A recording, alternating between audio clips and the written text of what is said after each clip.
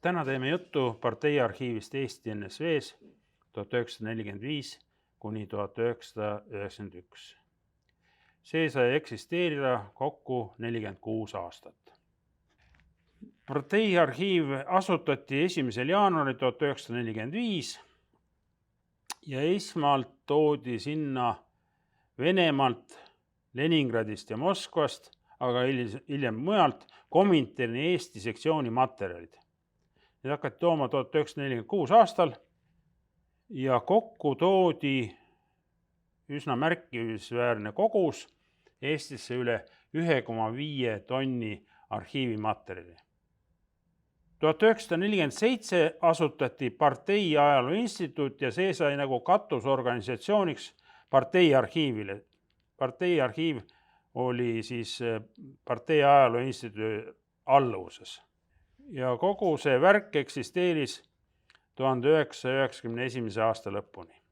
Selle alluvussuhe oli esmalt Eesti tasandil EKP Keskkomitee Tallinnas ja NLKP Keskkomitee Marksismi-Leninismi instituut Moskvas. Nii, mis materjalid seal siis olid? Sinna tekkisid hiljem ka lisaks Kominterni materjali ehk kommunistliku internatsionaali ka kompartei materjalid, kongresside protokollid, konverentside protokollid, pleenumite protokollid, EKP Keskkomitee büroo protokollid, EKP Keskkomitee sekretariaadi protokollid, linna ja maakonna rajoonikomiteede protokollid, kohalikud organisatsioonid ja partei algorganisatsioonid. Kõige mahukam ilmselt ongi EKP Keskkomitee büroo istungid ja selle kohta on põhimõtteliselt olemas ilmunud raamatud. EKP Keskkomitee büroo istungite regestrid 1940. aastast kuni 1991. aastani välja. Muidu väga hea väljaanne, selle algatuse juures olin ma ise ka ja suur pluss on selle lõpus olev nimede register. Selle järgi saab väga hästi orienteeruda. Suureks miinuseks on, et raamatus ei ole võimalik teostada sõnaotsingut. Näiteks looduskaitse, fosforiit, olümpia ja nii edasi. Seda niimoodi otsida on väga keeruline. Ma arvan, et see peaks kunagi saama ka elektroonilise kuju, siis on lihtsam nende asjadega tegeleda. Järgmine väljaanne, mis aitab samuti selles küsimus on Eestimaa Kommunistliku Partei Keskkomitee organisatsiooniline struktuur 1940–1991. Seal olen ka mina üheks autoriks ja sellel raamatu esitlusel osales ka Lennart Meri ja Hindrek Meri. Ma arvan, et neid üritusi, kus mingi ajalooraamatu veel vähem arhiivindusega seotud raamatu esitlusele ilmub riigipea, neid kas üldse ei ole või on see ainuke.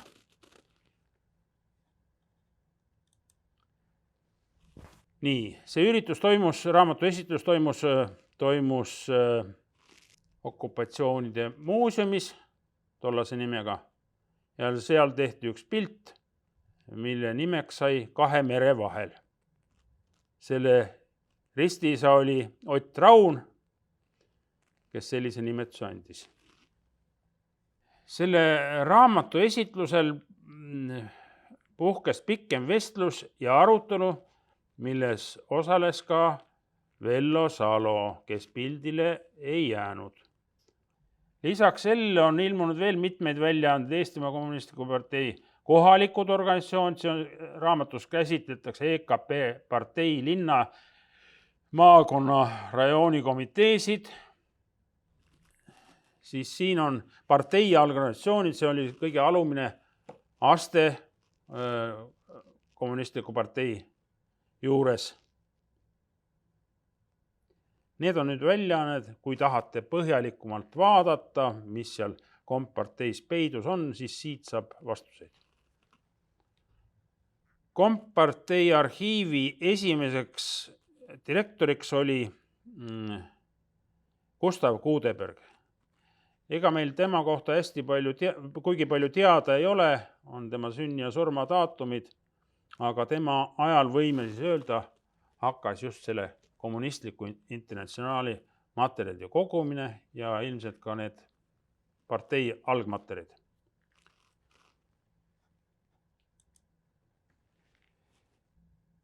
Gustav Kuudebergi ülemuseks sai olla Ivan Käbin, tollal nimetas ta ennast Ivaniks veel, kes oli siis partei ajaloo instituudi direktor 1947. aastast. Ja siin on siis nüüd see vaade partei arhiivi majale Tõnismägi 16. Seal eksisteeris arhiiv ka Eesti taasiseseisvumise järel ja sealt koliti välja 2016 aastal. See hoone, nagu paljud teised kultuuri- ja muud asutused, oli tõsise valve all. Siin näete ühte valvurit, kes on oma rinna täis ladunud erinevaid ordeneid. Mina ei oska öelda, mis ordenid on, võib-olla mõni asjatundja oskab selle kohta öelda. Nii, rääkisime kommunistlikust internatsionaalist ehk Kominternist. See eksisteeris 1919 kuni 1943. Mis see Komintern oli? See koondas paljude maade kommunistlikke parteisid. Nüüd pange hästi tähele, et tegemist oli luure, õõnestus ja terroriorganisatsiooniga. Kominterni lõppeesmärgiks oli võimu haaramine üle ilma ja sellepärast on see maakera ka sellisena nende embleemil või ma ei tea, mis asjal kujutatud. Siin on näide selle kohta, et ma rääkisin tõtt. Tegemist oli kommunistliku internatsionaali ehk luure, õõnestus ja terroriorganisatsiooniga. 100 aastat tagasi, jah, kohe täitub see aeg, taheti siis Eestis riiki pöörata. See ebaõnnestus ja selle peale Stalin kutsus Eesti kommunistid Venemaale tagasi. See on haruldane, et selline dokument üldse on säilinud, sest et 1960. aastatel hakati kokku koguma kõiki Lenini, Stalini allkirjaga dokumente. Õnneks on see jäänud meile. Seda ettekannet koostades märkasin, ma jään ette arhiivile, kust sa tead, või õigemini need arhiivimaterjalid, mida ma tahtsin näidata, olid juba näitusel läinud. Seda näitust saate vaadata, ma arvan, 5, võib-olla rohkemki aastat Tartus Nooras, Nooruse 3 ja seal on üsna mitmedki Kominterni materjal, ka kompartei asju peaks seal olema. Selle näitusel on põhjalik kataloog, üle 100 lehekülge ja mina ei mäleta, et lähiajal niisugust suurt põhjalikku kataloogi kusagil arhiivi näituse puhul oleks tehtud.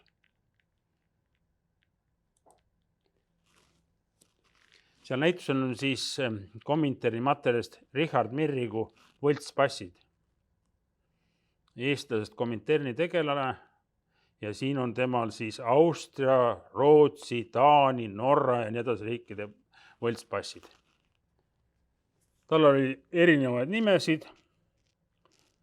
Ta pidi luurajana või ma ei tea kellena seal mööda Euroopat ringi liikuma ja sellest oli tingitud ka see võltspasside rohkus. Võin nii palju öelda, et Kominternil ehk kommunistlikul internatsionaalil oli spetsiaalne osakond, kus valmistatigi võltspasse. Mulle tundub, et kõige rohkem on neid ette tulnud Tšehhoslaakia omasid, et neid oli võib-olla kõige lihtsam teha.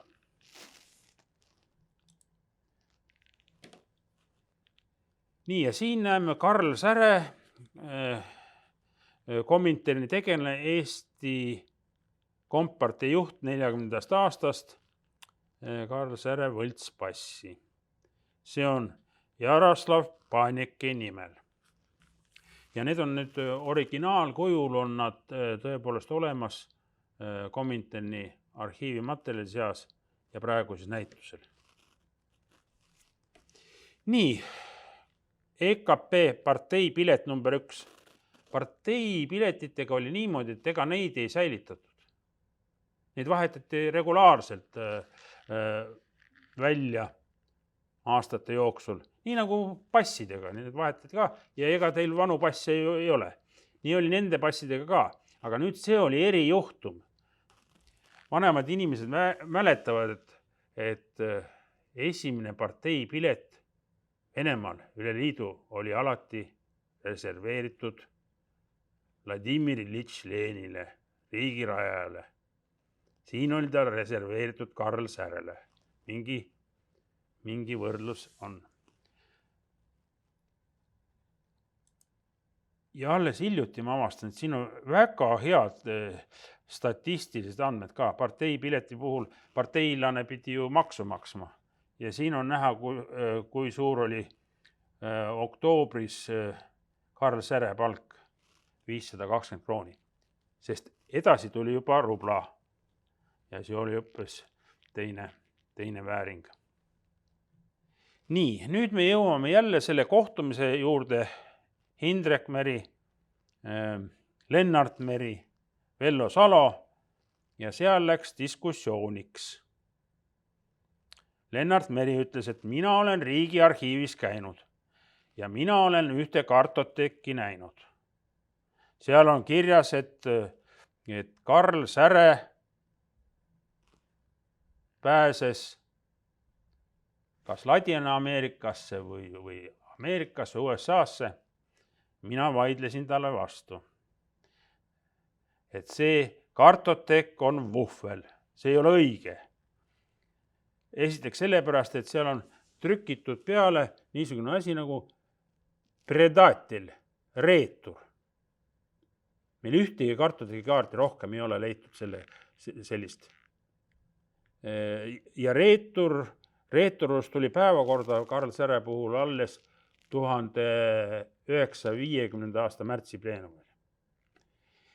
Teine asi, see kartoteki kaart on väga vanale kaardile pandud.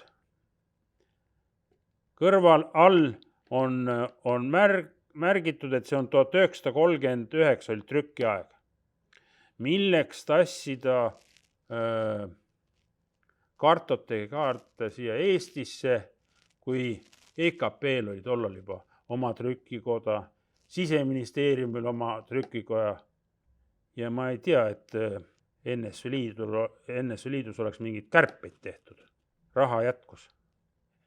Ja kõige olulisem asi siin selle juures oli, et toimik saadetud enne osakonna teise jaoskonda, numbri see ja see all. Ja siis ma ütlesin Lennart Merile. Teate, sellist osakonda 1946 aastal ei eksisteerinud. Ja siis ta ütles peaaegu, et meie selle näituse küsimuse, kus te teate? Ma ütlesin, et ma olen teinud Eesti-NSV siseministeeriumist magistritöö ja ma tean, millal miski osakond tekkis või loodi. Mulle tundus, et ega Lennart Meri päris lõpuni mind uskuma jäänud, aga siiski lahku läksime sõpradena. Nüüd ma tahan näidata veel, kui suur huvi tegelikult selle Kominterni materjali vastu on. Siin on üks minu elu võib-olla kõige suurem kohtumine, või mitte kohtumine, vaid kokkupuude. William Tyrer oli Hollywoodi produtsent. Ta oli Christopher Nolani varasema filmi Memento kaasprodutsent ja 2008 pöördus ta minu poole. Et kas ma oskan midagi öelda Karl Säre tegutsemise kohta Hiinas või Ljubov ja Karl Rimmi tegutsemise kohta Hiinas. Ma küsin, kust te minu andmed üldse saite? Ütles, et te kirjutasite Unas ühe artikli. Vaadake, kui tähtis on summari, kokkuvõtte igasuguste asjade. Sealt ta luges siis, mis ma olin kirjutanud lühidalt ja võttis ühendust. Kahjuks ma tema jaoks nii palju materjali ei saanud, et sellesse filmi mingi lõiku teha, sest ära ütles ka Mihkel Mutt, kelle kauge sugulane oli Ljubov Rimm, sünnijärgselt Mutt. Mina selle oma vana tädi või kes ta oli, temaga üldse kokkupuuteid erilisi ei olnud. Ja nii jäigi ära see sõit Tallinna, sest William Tyrer ütles, et ma tulen teie juurde Tallinna. Aga polnud mõtet, sest midagi rohkem neid pakkuda ei olnud. Tõsi, ma pakkusin, et tehku film hoopis teisest inimesest. See on Ursula Kutšinski, Saksamaal sündinud naisterahvas, kes luuras ka Hiinas, Šveitsis, Euroopa riikides ja lõpuks jõudis Suurbritanniasse. Tema agendi nime oli agent Sonja. Selle kohta on tänasel päeval eesti keeles ka raamat olemas. Ja see oli naisterahvas, kes oli üsna osav. Tema näppas brittidelt tuumarelva materjale ja tõesti viimasel hetkel põgenes Suurbritanniast Venemaale. Suri Saksamaal mingi aastal 2000 midagi sarnast. Ja minu hämmastuses, kui ma hakkasin uurima, ma ei julgenud ju sellest filmi kokkupuutest William Tyreriga midagi eriti rääkida ka, sest et on ju teada, mis need trahvid Hollywoodis on. Ja siis uurides Briti ajakirjandust leidsin mõned artiklid, kus William Tyrer kirjeldab, kuidas ta otsib andmeid MI5 arhiivist, oli kontakti võtnud nii GRU kui siis KGB arhiividega.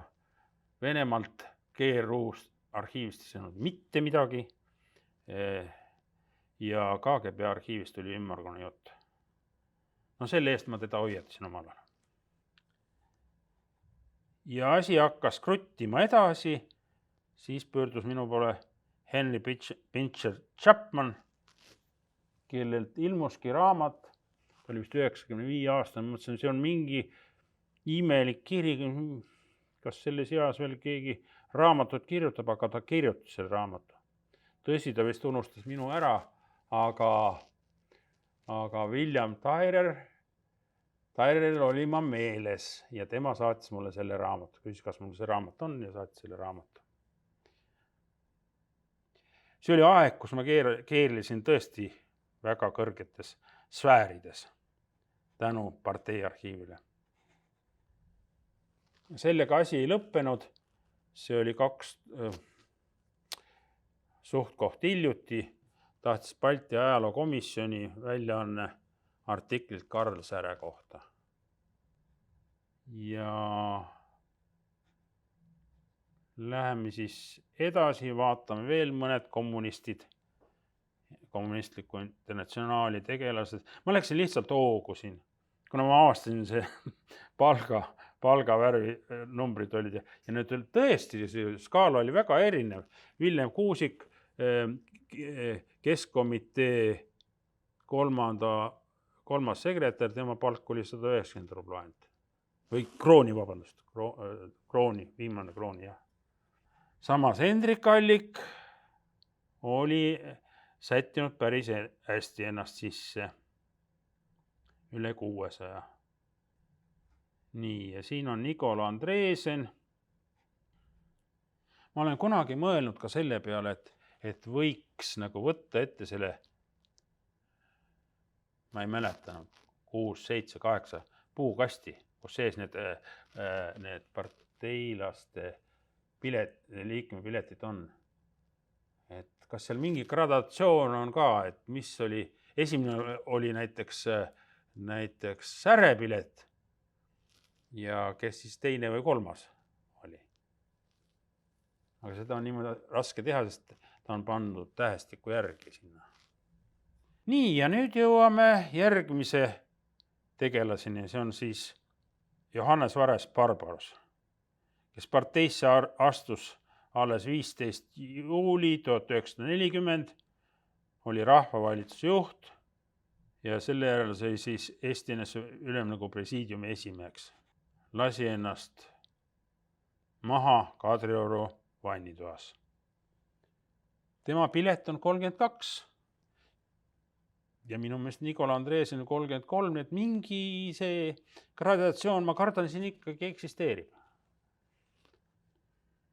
Mõni tudeng võiks endale võtta tööks. Ja siin näeme siis seda praeguseks juba kuulsat Johannes Vares-Barbaruse hüvastajatu kirja. Pikalt rääkis mulle parteiajalust ja kes veel kõik, et seal vannitoas oli 2 kirja, üks oli Nikola Andresenile, teine Siutsule ehk tema naisele. Ma ei tea, kas ma olen pika toimega, aga kuskil 2018, kui Õhtulehele pidin jälle andma mingit intervjuud, siis ma avastasin tõdemuselt, et seal ongi 2 kirja. Üks on tindiga kirjutatud, tõsi, Nikola Andresenil seal otseselt peale pole kirjutatud, aga see võib täpselt samamoodi võtta. Ja teine siis Siutsule. Seda kirja kandis ta ilmselt pikalt endaga kaasas, sest seal oli murdejooned ja see viimane punasega kirjutatud lause on seal samas vannitoas kirjutatud Siutsule siis, kui lõplik otsus oli käes. Nüüd me näeme seda, mis liiki arhiiv see kompartei arhiiv oli. Seesama Johannes Vares-Barbaruse surma asjaolude uurimise materjal lükati ümbrikusse. See on siis 2 nädalat peale tema surma. Ja siin näete, millal see toimus, 14. detsember 1946. Ja see ümbrik sai salastatud see kõrgeim astme. Esiteks ta oli kirjas, ta on eriti salajane ja teine erikaust ka veel topelt nagu salastatus. See kiri oli ja see materjal, see ümbrik oli pikalt kinni, kuni 1990 aastal pöördus Erich Kaup, kes oli tollal partei ajaloo instituudi direktor, palvega Keskkomitee esimese sekretäri poole. Tol oli esimene sekretär Vaino Väljas ja see nõudis ikka väga kõva tasemega inimeste nõusolekut. Siin on kirjutatud Rüütel, siin on kirjutatud Keskkomitee töötaja Renser ja Vaino Väljas, et võib see lahti teha see ümbrik. Nii, kes oli Erich Kaup? Ta oli üks väga tubli inimene, kuigi ta töötas 1952 aastat EKP Keskkomitee partei ajaloo instituudis, hiljem oli selle direktor, aga tema kaudu jõudis nagu avalikkuse ette just see kiri, Johannes Vares-Barbaruse kiri, keeles ja kirjandus avaldati ära. 1990 jaanuar, jah. Siis me kasutasime Erich Kaupi ära, et temal oli tutvused ja kõik võimalikud kontaktid Venemaal, Moskvas ja ta tõi Moskvast ära 1940. aastal Eestit kureerinud Andrei Ždanovi isikuarhiivist lauakalendri märke Estontsev Sibir 1941. meil 41. aasta küüditamise kohta on väga vähe materjali või nad on harali ja tema tõi selle ära. Siis ta avaldas ajakirjas Tunna punalipulise armaada sõjakäjud Eesti vastu 39-40 ja see oli ka üks võimas asi, mis venelastel oli kaua pinnuks silmas. Aga see on pikem jutt, sellest me täna ei räägi. Minu hämmast oli suur, kui ma seal arhiivis juba ise töötasin 1991 oktoobrist peale Augusti putši, et on mingi ümbrik tõepoolest, mida lahti ei tohi teha. Tuleb välja, et kompartei arhiivid panid siiski kinni taas selle ümbriku Varese surma asjaoludega. Pitser kõik taga ja nii edasi, aga 1993 me avasime siiski selle lõplikult, ma loodan. Kes kõiki neid keerdkäike oskas seletada seal arhiivis, omaaegses partei arhiivis oli fondihoidja Magda Kivistik. Sealt me saime selle ümbriku asjaolude kohta üht-teist teada nii edasi. Nii, Varese temaatika jõudis ka teatrisse. See on Kivastiku näidend Vares 2014.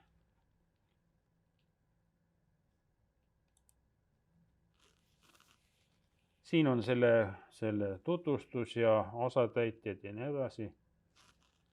Ja nagu ma ütlesin, 2020 avastasin ma selle kirja peal sihukese asja, et tegelikult ongi kaks kirja. See on fikseeritud ka ajalehes Õhtuleht 11. aprillil 2020. Varesest kirjutati ka raamat Mart Kivastik, Surepoisu 2021. Aga see ei olnud ainukene niisugune enesetapp. Selles samas Õhtulehe ajalehes näete teisi ka juhtumeid, aga nende kohta on vähem teada. Siin on ärge otsige minu tapjat, ise olen see Peeter Pedrae. Nii, ja siin on see mees ja ta oli omal ajal 40. aastal oli väga kõrgel tasemel koos Alliku ja Lauristinaga lausa ühe pingi peal istusid ja arutasid, mis edasi saab, et tuleb luua illegaalne büroo, aga tema ei pidanud seal Nõukogude süsteemis pikalt vastu.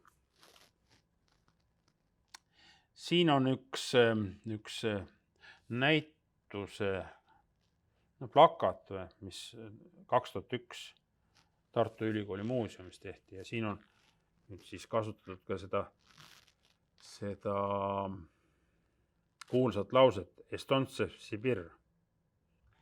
Selle kohta ilmus ka Kultuur ja elus, terve suur väljaanne koos arhiiviga, kus on siis käsitletud 1941. aasta küüditamist. Nagu ma ütlesin, neid 41. aasta materjal on suht-koht vähe, aga partei arhiivis siiski neid leiab. Siin jõuame juba EKP Keskkomitee 8. pleenumini 1950. aastal. Selle kohta võib ka öelda, et jälle materjal, mida kätte ei saanud Nõukogude ajal. Lugemissaali mitte välja anda. Čitalni zal ne võdavat. Ja see oli lausa kaanele pressitud. Nii, me ei jõua läbi vaadata kõiki parteiarhiivi direktorid, aga siin on üks pikaajaline, see oli Richard Majak. Ja tema ülemused, miks on nii väikseks siin tehtud? Sellepärast, et Richard Majak, nagu Erich Kaup mulle ütles, tema alati praalis sellega. Ma olen kõikidel aegadel kinni istunud. Nii oligi Eesti ajal, Nõukogude ajal. Ja teda nagu ei kohutanud miski. Tema siis ülemused oli Joosep Saat, Adolf Pess, Aleksander Panksejev. mõnikord võib arhiivist leida ka üsna üllatavaid asju. Ja siin ma sattusin jälle ühte keerisesse, filmindusega seotud keerisesse. Terje Toomistu tegi tegi hippidest filmi. Minul oli selleks ajaks artikkel kirjutatud. Üks ainus dokument, mis ma leidsin, kus siis Komsomol leidis ja jõuame Komsomoli juurde ka, et Komsomoli materjalid ka seal arhiivis olid. Et ainuke dokument, jah, mis ma leidsin seal ja küll see Terje Toomistu käis mulle peale, et kas seal tõesti veel midagi, no ei olnud mitte midagi. See oli huvitav jah, kuidas üks dokument oli nagu jäänud. Nii, siin on siis nagu hipiliikumise nagu nüüd momendid, mis häirisid Nõukogude korda, jäljendavad väärastunud lääne moodi, kannavad pikki, lausa ülipikki juukseid, üritavad sarnaneda kapitalistlike maade hippidele, originaalne riietus, hulkuni tänavail, läänest tuleva beat- ja popmuusika kuulamine. Alles hiljuti kuulsin ma Jüri Nikolaevi ühte kommentaari Venemaalt. Ta ikka hommikuti neid pakub välja ja siis oli seal just need samad asjad. Putini Venemaal ka noored lähevad üle kätte, kasvatavad juuksi pikaks, riiatavad kuidas tahes ja nii edasi. Ajad tulevad tagasi. Nii, siin on nüüd see dokument tegelikult, ma ütleksin niimoodi, täiesti ilmetu dokument, kui nii võtta, Komsomoli arhiivist. Aga sisu on üsna ilmekas. Ja kes siis selle saatis, selle dokumendi on alla kirjutanud Aare Purga, kes oli Komsomoli eesotsas tollal. Nii, siin on üks kentsakas, naljakas, ma ei tea, kuidas seda nimetada, dokument. Kompartei keelas ja keskis. Ansambel Laine, Vello Oromets ja inglise keelne laul. Nad olid Tšehhoslovakkias. Aasta oli 69. Ja kurdeti, miks Vello Oromets ei laula laulu selle, millest algab kodumaa? Miks on välja arvatud teised venekeelsed laulud? Mispärast lõpuks lülitasite kavva 2 laulu inglise keeles? Te ei esine ju Kanadas. No aga kujutage ette, mis oli aasta varem toimunud Tšehhoslovakkias. Mäss, Nõukogude väed viidi sisse. Sellest esinemist, ma arvan, ei oleks midagi välja tulnud. Siin on siis üks Laine pildike, ansambli Laine pildike tollest ajast keskel Vello Oromets. No seal te võib-olla ei tunne teda ära, sest Oromets hiljem nägi natuke teistsugune välja. See on 92. aastal tehtud pildike. Ja selliseid asju võib jah leida küll arhiivist, et kuidas keelati ja kästi. Ja siin näete siis see ansambli Laine looja Gennadi Podelski, kellele see Leonid Lentsman, EKP Keskkomitee ideoloogiline sekretär, kirjutas kirja, kes algal üsna viisakas ja siis läks järsku rämedaks seal pöördumine. Siin all pildil näete siis Leonid Lentsmanit. Siin on üks dokument Soome TV vastasest võitlusest. Käpin kirjutas Keskkomiteele kirja, et kuidas nüüd ohjad peale panna Soome TV-le. Nagu te teate, neid ohje ei õnnestunudki panna. Ta pakkus välja diplomaatilisi kanaleid ja et seal Nõukogude vastane asi seal Soome televisioonis ja nii edasi. Paradoksaalne on see, et Eesti televisioon tekkis 1955, Soome 1956, aga Soome pani mühinal kõige edasi. Nii, siin on see dokument ja siin on need allkirjad all. Ja nüüd jõuame Komsomoli juurde. Komsoli alluvuses tegutses nii Eesti õpilasmalev kui Eesti üliõpilaste ehitusmalev. Siin on mul kirjeldus selle kohta, kuidas see arhiiv meieni jõudis. Ameerika Ühendriikide saatkonnast helistati Tõnismäe 16 partei arhiivi öelda, et neil on mingi garaažis mingi arhiivilaadne materjal. Me läksime sinna ja sealt tõime 2 autotäit autokoormat materjali. Tegemist on põhiliselt EÜM-i ja EÜE materjalidega.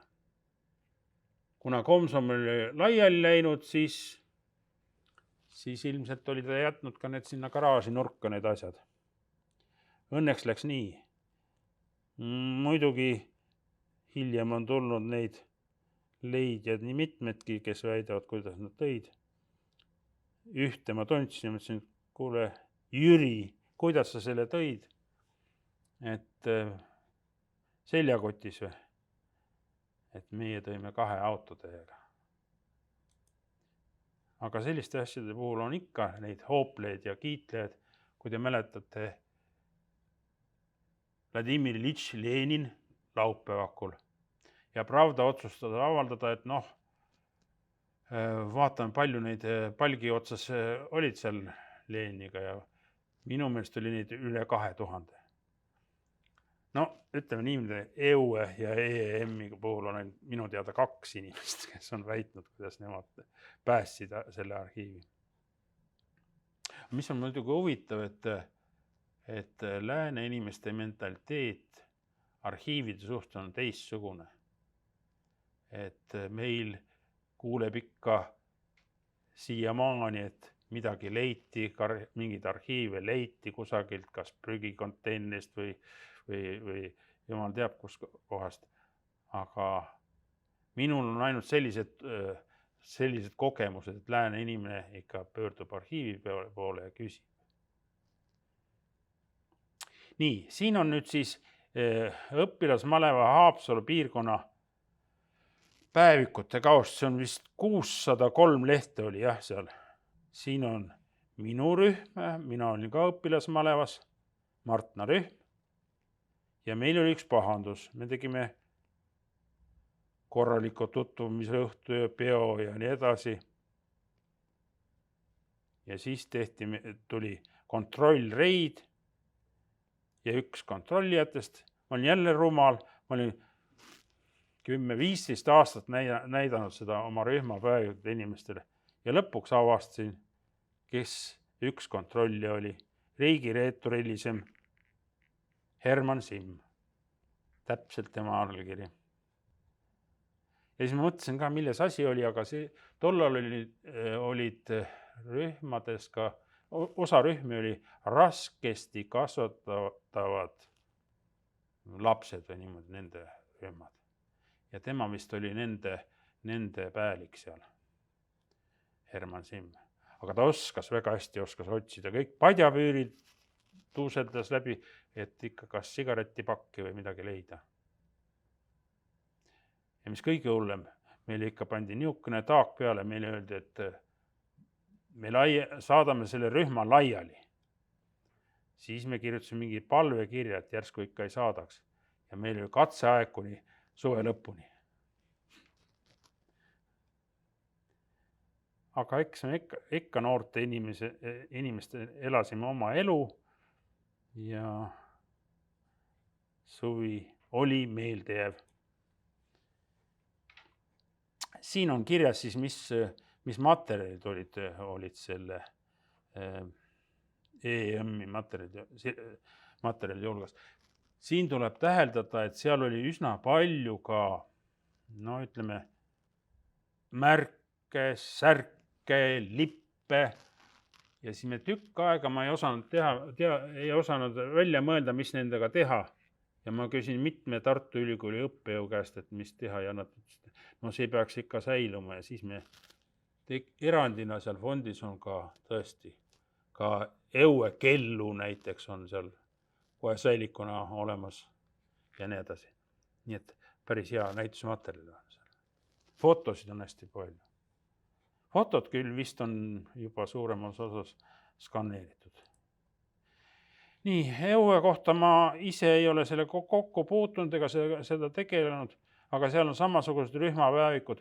Nüüd tuleb kohe öelda, et see on siiski leidmaterjal. Kõikide rühmade ja kõikide aastakäikude neid olemas seal ei ole. Aga tuleb uurida, vaadata. 70. aastad on päris hästi nagu mille pärast. Nii, siin on jälle kirjeldus, mis Eue materjal on enam-vähem sarnane nagu EÖM-gi.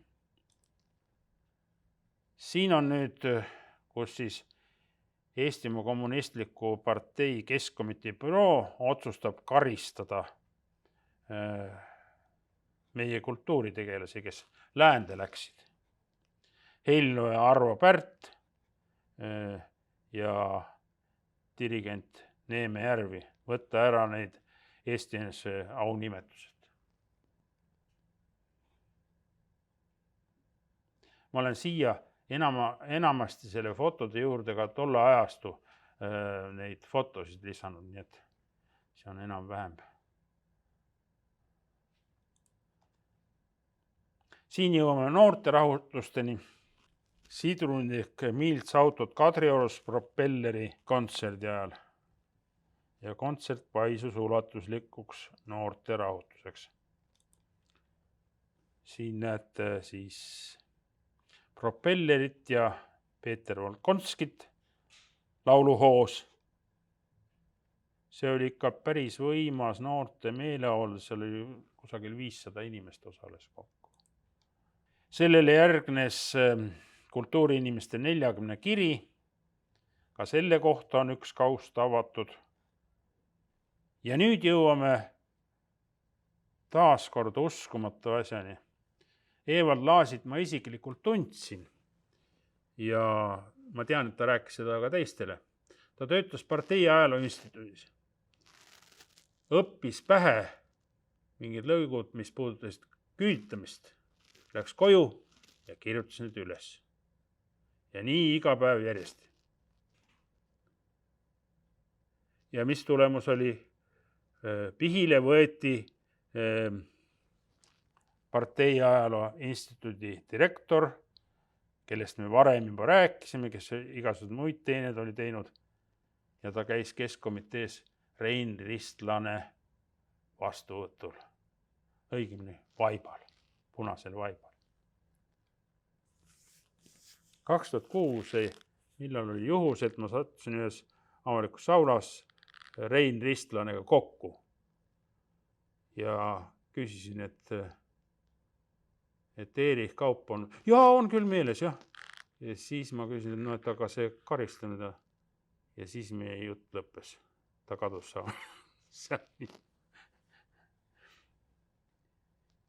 Ja vist 2007 ta surigi, jah.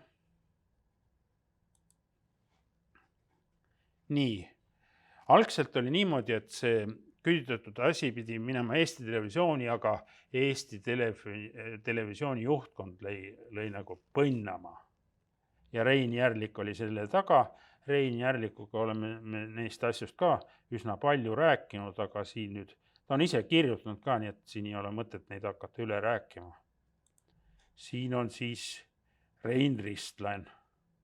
No ütleme, viimast pool aastat enne tema lahkumist sealt Keskkomitee ideoloogia sekretäri kohalt. Aga muidu ta oli tore mees, tema koolivennad räägivad, mängis võrkpalli ja nii edasi, ainult et kuidagi kultuuriinimese kiusas ja oma ametikoha tõttu ilmselt.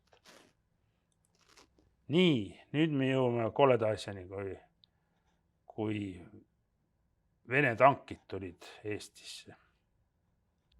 Ega meil siin selle kohta midagi mul seletada polegi, sest edasi läks asi nii, et Viktor Boikov, kes oli tollal Partei arhiivi direktor, ja Ain Soidla olid sunnitud andma selle arhiivi minu kätte.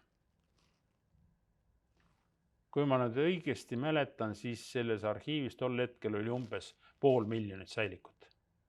Aga see ei ütle tegelikult mitte midagi, sest et säilik võib olla üks leht, nii nagu see Stalini toimik, millest me eelpool rääkisime, eks ole. Seal on ainult üks leht, ega rohkem ei ole. Või võib ka 300 olla, nagu 8. pleenum.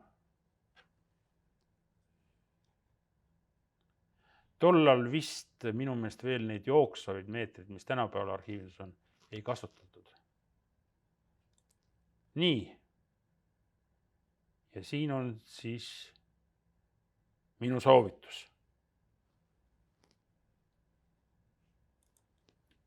Ja sellega on lõpp.